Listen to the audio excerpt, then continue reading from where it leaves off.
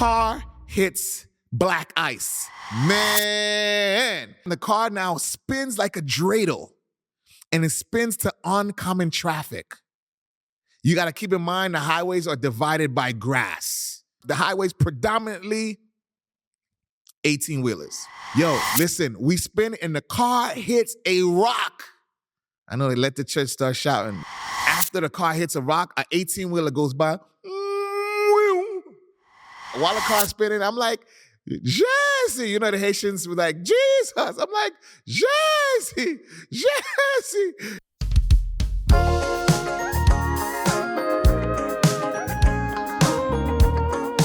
I will be sharing so much about my experience. My 20th year as an entrepreneur. So much I'm going to tell.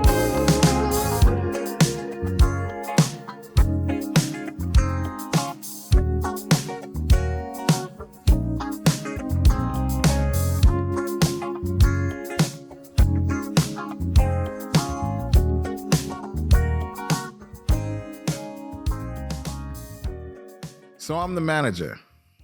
I'm the manager to Amante Lacey, Danielle Lewis, Soleil, booking for Jovita, creative manager for Ty Tribbett, doing concerts for everybody else. Here's the issue.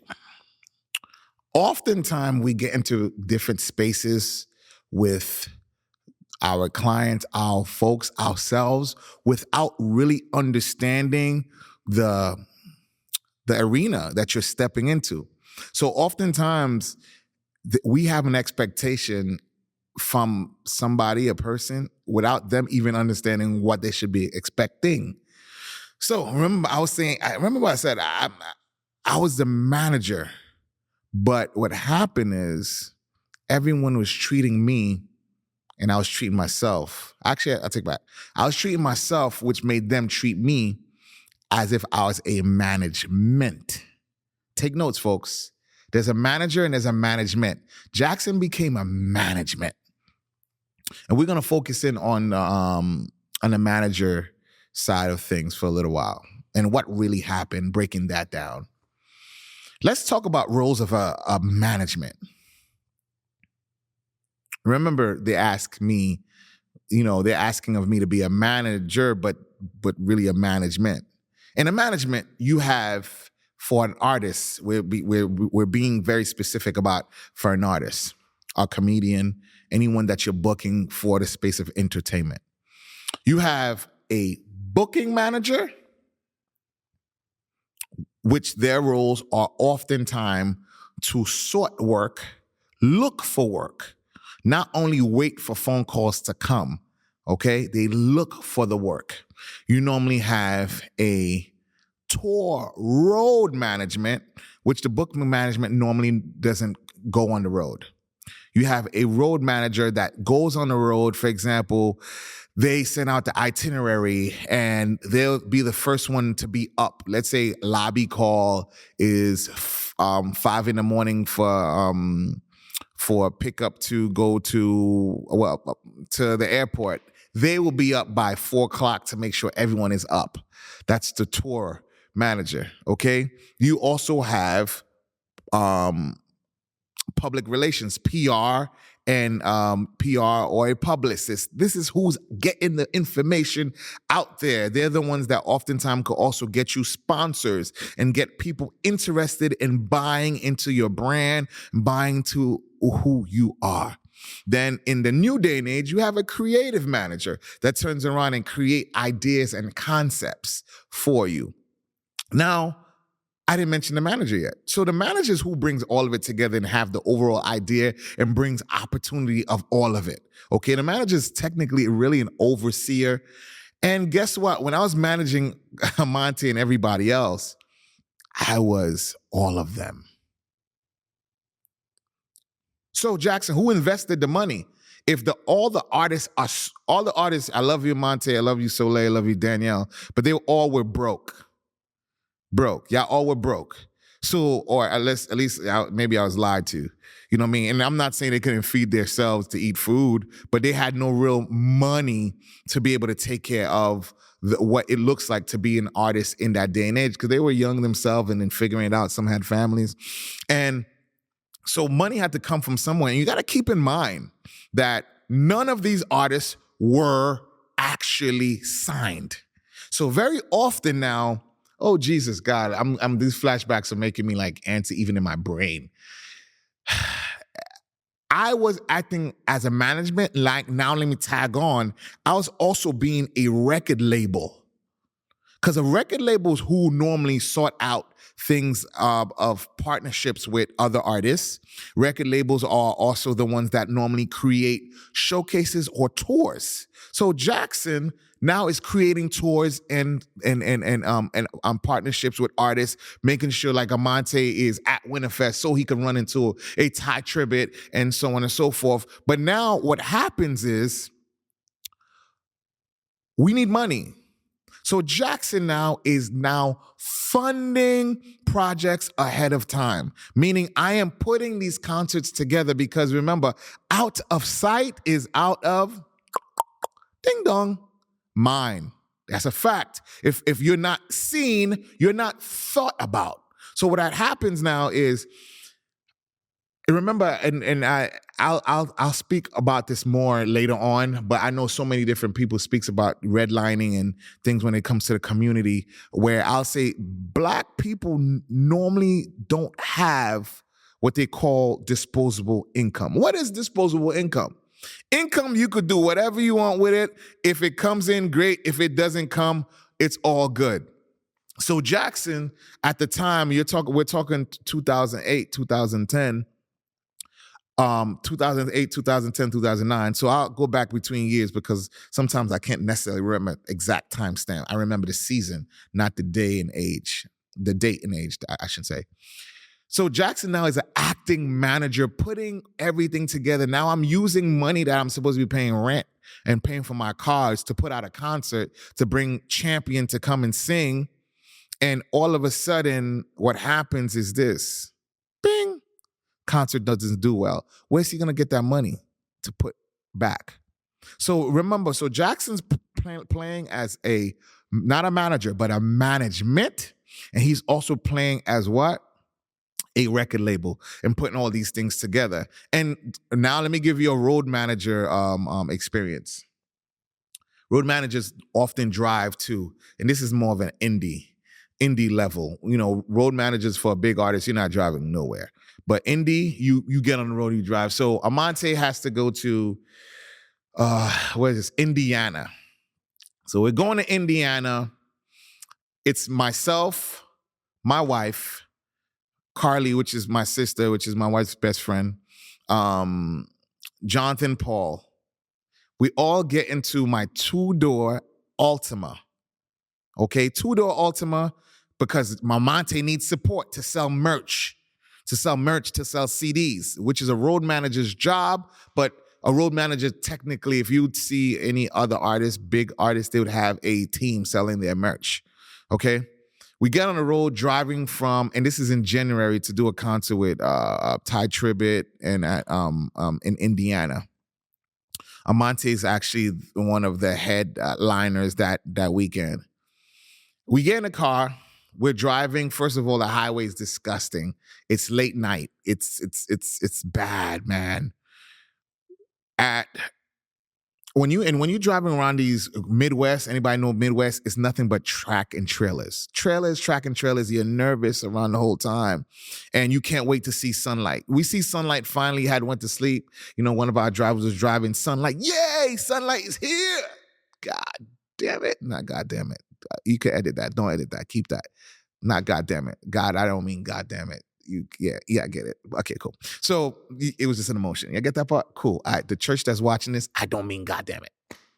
I meant dag it. Cool. All right, so we're on the highway, and I wake up, And we're driving. I'm excited. Indiana's only an hour away. We've been on the highway forever. Trucks in the middle of the night was honking. Hank, Hank. There was actually 4 trucks. One in front of us, one in the back of us, one on the side. And we had 2 small cars. So they kept putting us in a, and we remember, guys, this is a 3-lane, 2-lane highway. So there's moments where we are technically at a little edge where the truck could just hit us. Fog is coming up. We can't see. All we have is Lelel, meaning L'Eternel, meaning Jesus, Lord, Savior, Him. We like, God, just let us get to Indiana. So on the way there, out of nowhere, the car hits black ice in, I think, the tail end of Ohio, I want to say. Man, the car, yo, this is, Enrico, this is where you put a sound. Poof. The car, poof, but you get it for future. Yeah, those sounds. Okay, so the car now spins like a dreidel, and it spins to oncoming traffic. You got to keep in mind the highways are divided by grass.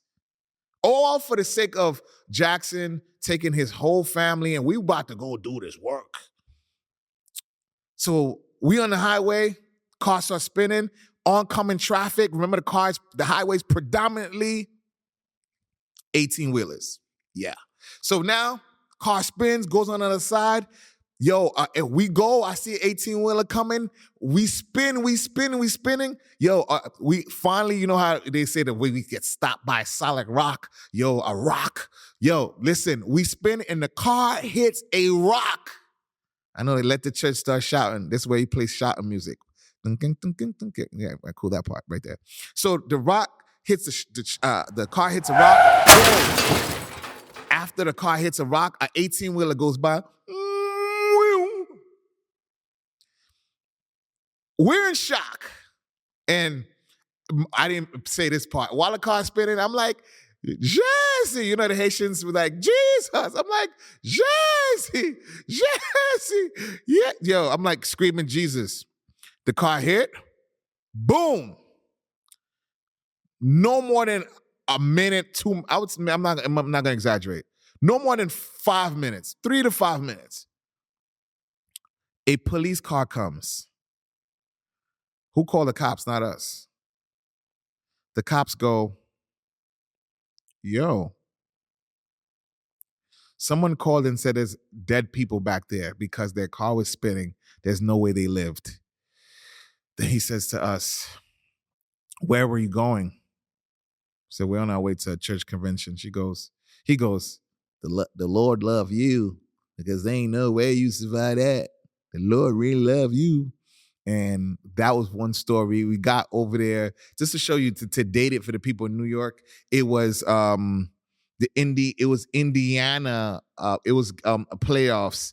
It was Indiana versus the Jets, and I met Pataki, Governor Pataki, in the hallway to show you how long ago that Jets haven't been in the playoffs and how long ago it was. So on our way back, God is good. We sold some shirts. My sister Carly's there with me, and you got Elijah. No, Shasha didn't come to that one. Jonathan's with us. Yo, the vibes are there. My wife is with us. Vibes is going good. Now, I mean, we're excited. We're talking about how it was a crazy trip. We told Monte. Monte was like, "That's crazy." You know what I mean? Monte had a breakdown of male and female in the group at the time, and he also had Donnie and Matt, 2 white boys that was part of the band as well. Donnie was a dramatic. Oh my God, man, you almost died. Oh my God, for the sake of the Lord. Donnie, white boy, violinist, fiddleist, you get it. Cool. So now we driving back, not knowing what the drive back has in store for us. So now it's raining cats and dogs, okay? We're driving now. We get to Pittsburgh. So deep Pittsburgh to New York is about, give or take, about 8 hours. So we're nowhere near home. Raining, shh. That's what the rain sound like. Shh. Can't see the car. Jonathan Paul is the guy that will drive the car until it says, where it's on E, but the E's like, okay, stop. Please stop me. So finally, Jonathan's like, I guess because we told him that, he's just like, I'm gonna get gas in advance. So now we're in a dope, dark area. Jonathan's like, I'm gonna go get gas. I'm like, yo, bro, you can't go get gas right now, bro. Area's too dark. He's like, you know what? I'm gonna do it. I fall asleep. Jonathan does what he wanna do. He hits the side highway, two-door car.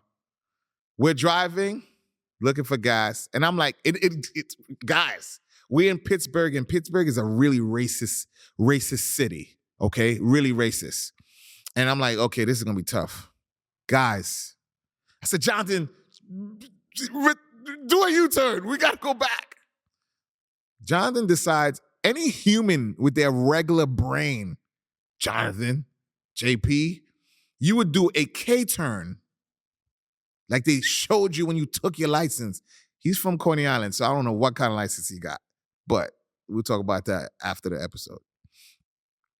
He does a he didn't do the K-turn. He does a U-turn on the highway, because come to find out, well, you know how some big highways have a side highway? He's on the local highway.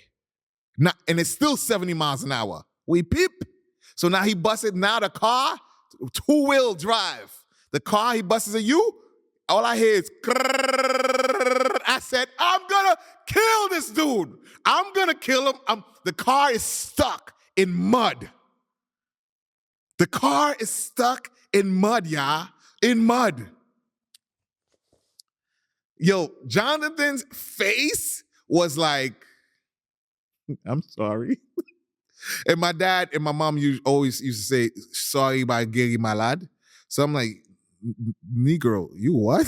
You sorry? So I'm like, all right, so now we got to figure out. There's no signal on the phone like that, so we got to walk. It's raining, it's pitch black, the car's in the middle of the highway. But thank God it's 4 a.m, so no car's coming.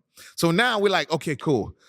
I have my wife, I'm like, I have Carly, I'm like, Dak, these ladies, we weren't married yet. And I was like, yo, all right, Dak, her mom's gonna kill me. The community's gonna kill me for Carly. But if we all die, it's cool, because at that point, no one gets to complain to me. So I'm like, but we can't die. I'm like, so you think of all these things. So finally we run and we find some signal. Call 911. I said, yo, we're stuck and we're calling police, and we get police. Police goes, okay, the lady's talking fast. The lady's like, okay, did you see them? Ma'am? See them who? The bears. Ladies and gentlemen, that was bear season. She said they normally come. She said, did you look up? I said, no, I didn't freaking look up. Who's looking up? Then I'm like, yes, spazzing. She's like, calm down, sir. Oh my God, calm down. There's like a whole forest that like where, you know, if some parts of Pittsburgh where there's like the trees are like almost feel like they're like 100 feet tall. You know what I mean? I mean, definitely not 100, but you know what I'm saying? It's really high. So you won't see them coming. She said, it's bear season. Be careful. Stay in your car. I said, are we safe in the car? She said, more or less, but they do break car windows. I said, nah. I said, yo, we're going to be bear food. That's it. We're going to become yogurt tonight, okay? So now, finally, I see a car. We back in the car because we can't stay there. A car come in. I run outside because I see lights because it's so dark. I was like, stop. We're going to stop. Then all of a sudden, this white guy come out of his car with a lumberjack jacket in the middle of Pittsburgh, racist city, green eyes, big beard. Like, what's going on with you guys? I was just like, hi, my name is Malcolm X. Nah. But, you know, I had my Malcolm X vibes ready, but I was like, you know what, Jackson, think about it. So I was like, yo, this is what's going on. He's like, I got ya. I said, yes, you're not racist enough, whatever. So I don't know. So he hurry up. He got some things. He stopped some lights. Now cops come. Now the cops finally come. Cops like, don't worry, I'm going to be waiting for you guys in the back for the tow truck. Waiting. I said, no, Negro, we pay taxes for you to stay right here. So stay right here with us. So he stays right here. The tow truck comes. The tow truck goes, all right, guys, it's going to be hard to pull out your car because I don't want to mess up your car. I said, listen to me. Listen to me. Pull the car out. I don't care what happens to the car. Bring me the closest gas station. I'll stay here for the next 24 hours. I'll be fine. But I'm not going to be yogurt to some bear tonight. He said, yeah, it is bear season. I was like, these Negroes are really playing with me. So finally, they put a hook in the car. All I felt was cup. The car was pulled. I don't know what broke. Thank God we came out. We left. I definitely sold that car within a month. So whoever inherited that car, I hope you fixed the thing that went cup. So I didn't know anything about it. I'm so sorry. It wasn't my fault. But check this out, though. That was all a road manager's job, but the manager was doing it. These are stories, these are things that's happening as I'm creating a way for our community to survive and be where we need to be. Okay? So now I'm gonna stick with Amante a little bit. Amante, we started doing concerts everywhere. A big thing that happened is there's a big artist, and I'm not gonna mention names just off the strength of, political whatever reasons. Big artist was really big, and whoever knows the story, you know the vibes. Big concert happening. And I hope this is it's not a judge-free zone because you guys are judgy, but I don't care. It's the truth. I got Amante coming to do his album release at Cortel U Road.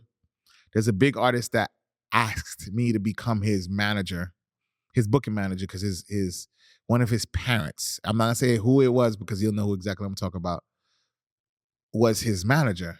She asked me, yo, I'm overwhelmed. I need you to become his booking. So got the job.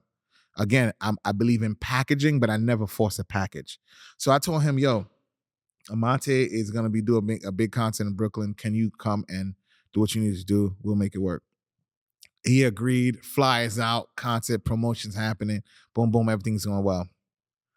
So she calls me the day of and saying, Jackson, did you try to... First of all, there was a pastor in Brooklyn that was supposed to do a concert with him. He called her and she sent him to me and said, yo, can you deal with Jackson? Because I'm overwhelmed. I spoke to him. I never pitched Amante to be definite. I said, yo, you can have this artist, but Amante Lacey and Champion is available if you would want to bring him in also. That's simple. He calls the artist. He goes, the artist says, if you can book this artist and Amante Lacey and Champion, I said I wouldn't book the artist unless Champion was there too, which was wrong. The artist manager got upset, and the day of, going back and forth with me, but never, ever, ever, ever, ever canceled. The day of the concert, there's a guy in the community that I'm really cool with now. But that day, he was telling people in the audience, yo, he ain't coming. I heard he ain't coming. I'm like, yo, that's messed up. And people don't understand what you do when you run your mouth. You know what I mean? Because you're hurting more people than you think. So now I'm upset and I want to beat him up. You know what I mean? It was time that I finally didn't beat him up. And like I said, we're good now. And Champion went and destroyed it and had an amazing event. But I wasn't done with the pastor. I called the pastor, and first of all, he was being, whatever. I said, yo, pastor, you know Peter in the Bible? It's my favorite guy. I'm from a place in Brooklyn called East 21st. I'm going to come to your church after the service. Right after the altar call, because the Bible says don't touch the anointed, but I don't think it was the anointed that made you run your mouth and lie on me. So don't worry, I'm going to break your fingers. So when he saw that energy, he hits me. He's like, yo, wait. He's like, yo, man of God. Oh, now it's man of God because you see, I'm not playing with you.